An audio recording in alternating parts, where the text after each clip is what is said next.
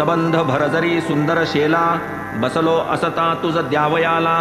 जासी का चिंध्या चोरावयाला,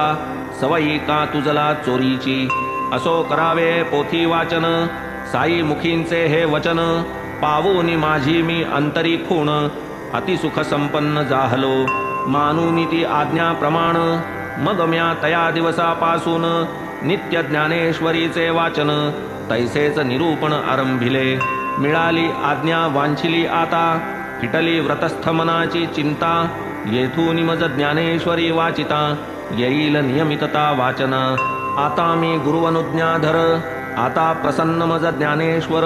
माझी पडले जे झाले आजवर, वर्तणे अतःपर नियमाने, साक्ष मजला माझे मन, वरी साई आज्ञा प्रमाण, आज्ञा बळे पोथी पारायण, आता मज निर्विघ्न घडेल, बाबा मी येतो लोटांगण, अनन्य भावे तुम्हा शरण, पदरी घ्या या लेकरा आपण, करवूनी घ्या वाचन मज करवी, चिंधी ते काय ध्यानात आले, बालक रामास होते जे पुसिले, त्याच चिंध्या तेच न रुचले, साईस जय भरले रागाने,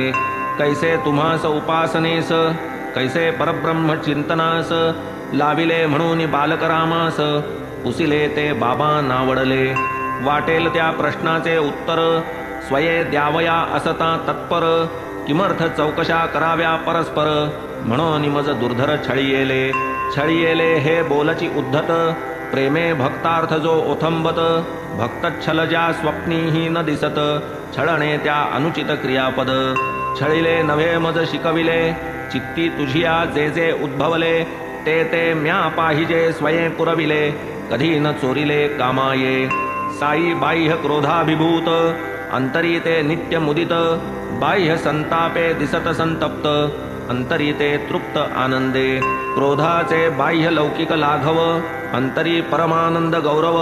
तया साईंचे लीला वैभव, गावया सुदैवची पाहिजे, साधावया निजस्वार्थ, जया पोटी अत्यंत आर्त, शिव्या पुष्प लाखोल्या मानित, दृष्टी निजहित तत्पर, परिसूनी कर्णकटू अश्लील वचन, डळमळेना देवांचे मन, पोटी प्रेमाचे भरते गहन, वाटे ते ताडण पुष्पांचे,